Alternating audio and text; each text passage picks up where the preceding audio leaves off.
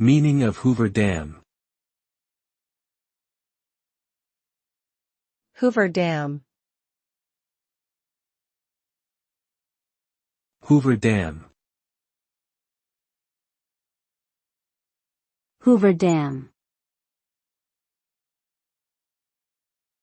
Hoover Dam. Hoover Dam is a concrete arch-gravity dam situated in the Black Canyon of the Colorado River, on the border between the U.S. states of Arizona and Nevada. The dam's purpose is to provide hydroelectric power, water storage, flood control, and irrigation for farming. It was constructed during the Great Depression and named after President Herbert Hoover. The structure is an impressive feat of engineering, standing at 725 feet tall and over 1,000 feet wide. It continues to play a crucial role in providing power and water to the surrounding areas, as well as serving as a popular tourist attraction and engineering marvel.